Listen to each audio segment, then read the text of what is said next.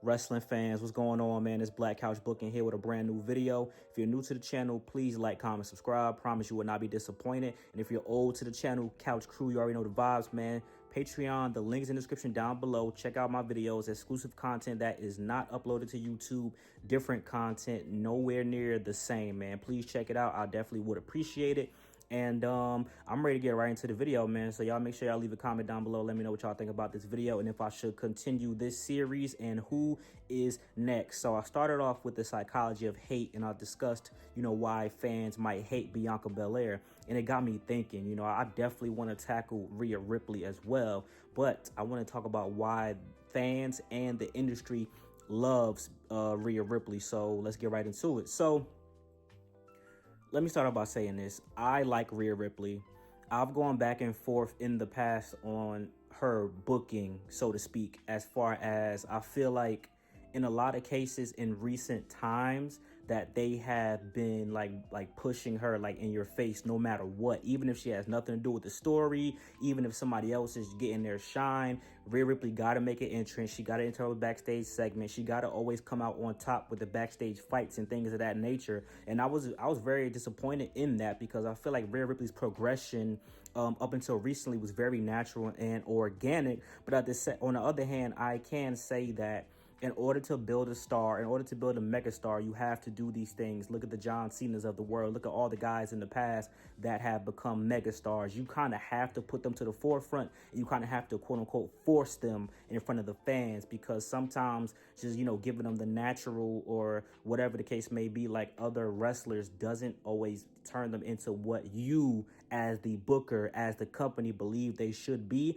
And I don't think that it's a bad thing that WWE wants her to be at the top. But I will say, as far as why I think the industry loves her, I'm not a psychologist. I took Psych 101, 102. I got a B plus, so I guess that counts for something. But in my opinion, as far as Triple H goes, I genuinely think that Triple H sees Chyna in Rhea Ripley. Now, I could be wrong. Like I said, I'm not a psychologist, and I'm not trying to just force my opinions and thoughts on people. But this is what I think personally. You could agree or disagree. But I do think that in a way, Triple H is trying to right a wrong, because they did Chyna dirty.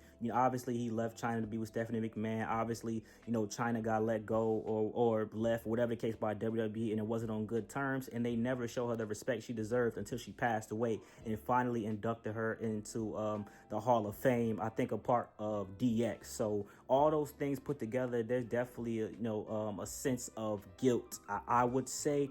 But that's not to take away from Rhea Ripley. I've always thought that Rhea Ripley was a very good wrestler. I've in NXT UK, I saw the potential from the jump, and I was like, I really like what she's doing, but something is missing. Because then she went to NXT. Her and Shayna Baszler had some good battles, and she did some great things in NXT, and it was more progression. That's what I'm saying.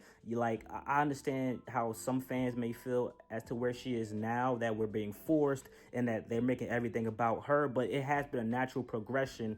And at the end of the day, we all say that we want them to build stars. The people that we like, we would love for them to be in a position that Rhea Ripley is in. Is just that Rhea Ripley is what they see as the most marketable. And you know what? I'll say this. People need to understand that the archetype that Rhea Ripley has is very different. Remember when Paige stepped on the scene and she became who she really was? It's a very similar story to Rhea Ripley. Paige had dyed her hair blonde, thought she was going to get over being a blonde, blah, blah, blah. Rhea Ripley had the blonde hair. Remember when she first started, even before all that with the Mae Young Classic, I believe, she was just a blonde with, she had a nice build. So she's not as muscular as she is today. And, she had a generic red top with the black trunks. Like that wasn't it. But that was just the start. And then when she really got her own personality and came out with the rock stuff and started getting tattoos, and finally the tipping point for Rhea Ripley. It's funny how a hair color change could just change everything, just like Paige. When she dyed her hair black, and when Paige came out with her hair black, she took off the goth, emo, mommy archetype, and she didn't really become Mami. Mami's always on top, all that, until she linked up with Dominic Mysterio. She was in the Judgment Day with Edge and Damian Priest, and even that kind of almost seemed like an almost failed experiment until Finn joined, then Dom joined, and then they took off like that, and then Rhea Ripley was ready for the big time. I mean, Vince McMahon, in my opinion, I don't think he was high on Rhea Ripley at all. She got the Raw Women's Championship. To me, it was an underwhelming run for what she accomplished in NXT. I thought it was going to be a lot better and more meaningful, but then she got paired with Liv Morgan, all these type of things. Like, Vince McMahon never had the vision for Rhea Ripley, but Triple H did have the vision for Rhea Ripley. And we have to be honest, a lot of fans that, quote unquote, fans that like her because they're gooners. Obviously, they think she's attractive. She's a very attractive woman, in my opinion. You got to have a certain type in order to be attracted to Rhea Ripley. I think Rhea Ripley is attractive. I think more so, especially without all that Marilyn Manson makeup. I think Rhea Ripley is attractive. She got the nice tattoos, and her body naturally progression. She put in work in the gym, and she looks her physique looks way better than it did at NXT UK, and before that. Her physique is way better. So Rhea Ripley herself did put in the work to get to where she got now, and this is the wrestling business. You cannot be mad at Rhea Ripley herself for the position she's in and where they're placing her on the card. She's doing what she's supposed to do. She put in the work in the gym. She got her new look, and everything with her character. She added the different type of gear she got on. The entrance is over. Rhea Ripley got probably one of the biggest pops at SummerSlam when I was at SummerSlam, and she always gets one of the biggest pops because she is marketable, and I do want women to be megastars. Rhea Ripley, in my opinion, is doing something that is uncommon for the last few years. When you think of megastars for the women's division, you think of the Charlotte Flairs, the Becky Lynches, and you think of the Rhea Ripleys for WWE. Obviously, there are megastars otherwhere, in my opinion, like the Tony Storms and Mercedes Monets. But Rhea Ripley is a megastar. You cannot take from that. And the fans who are real fans that didn't hop on the Mami train love her because her progression and personality has been organic from the jump. Watching WWE Unreal, I see why the industry is high on Rhea Ripley. She's very, she really pays attention to what she does in a match. She goes over the matches with Damian Priest. She really wants to be the best. That's another thing. She also wants to become one of the best. Now, am I annoyed a little bit at the slight, quote unquote, that other women wrestlers get? I personally think that Bianca Belair and Rhea Ripley are neck and neck. Obviously, some people disagree. Obviously, the industry themselves disagree from the positioning that Rhea Ripley is in. But I personally, objectively, as someone who Bianca Belair is my favorite, see why Rhea Ripley is in the position that she's in today. As far as the industry goes, like I said, marketability, a different type of look. I mean, we have a lot of blonde women wrestlers. We got Becky Lynch, the man, which was different from the blonde women wrestler archetype, the Trish Stratuses, the Charlotte Flairs, the Alexa Blisses, and all of them. Rhea Ripley is a different archetype, strong, convincing. You're convinced that she can beat most of the women on the roster, which adds to why she's in the position that she's in today. So I can't be upset with her. The fans, from a fan standpoint, they booked Rhea Ripley up until this point correctly. The writers, as to why the fans do love Rhea Ripley. Whenever they make a documentary or whatever the case may be, she needs to give Dominic Mysterio a lot of credit, because Dominic Mysterio definitely helped propel it to a new level. The Mami's on top thing, her started doing the pin, her and Dom coming out being the couple, the chicken finger. Dominic Mysterio has a lot to do with her rise, and her with that Charlotte Flair match, to me, will always go down as one of the greatest women's matches of all time. It definitely top 5 for me personally. And Rhea Ripley was a big part of that. She didn't get carried. Her and Charlotte had great chemistry in the ring, and it was a great match, even though the build-up wasn't all that sexy to me, but the match itself paid off, and that's going to go down as one of the best matches ever. You cannot say that her in-ring skill is not elite.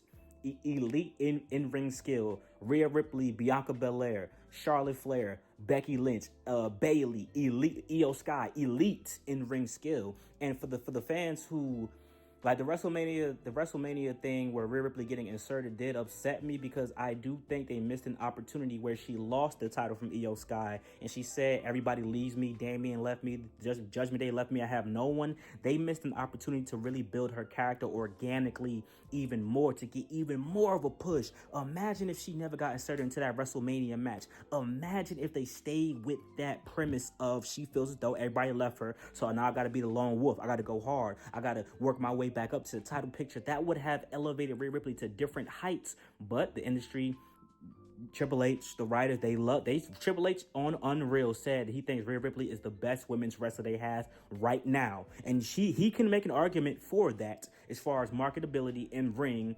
Her promos have gotten significantly better over the years, in my opinion, because I used to, oh my goodness. But that's neither here nor there. But I see why fans like her. I can't sit up here and lie to you and be disingenuous. I'm sorry, I can't. Y'all know I'm a Bianca Belair head for life. I'm a Mercedes Moné head for life. I think Charlotte Flair is the GOAT. But Rhea Ripley has especially, and she's under 30 years old. So all that she's getting now, this is how you build a megastar. When she's 35, she's going to be the Charlotte Flair of WWE, guys. And it's not a bad thing. Women need megastars to propel the women's division to the next level. But I do see why some fans are upset, because they feel like Io Sky's title reign, winning the title from Rhea, and then it's being about Rhea and Bianca more so than Io, even though Io got the win. Then Rhea had to be in a triple threat match at SummerSlam. I understand where people are coming from, but this may be a turning point with what she's about to do with Io Sky now. Keep her out of the title picture as long as you possibly can. If she wins in Australia, hey, it is what it is. It is what it is, Drake. But it is what it is. Like, but I see the vision, and I see why they want to go that route. But WWE, I urge you to do this.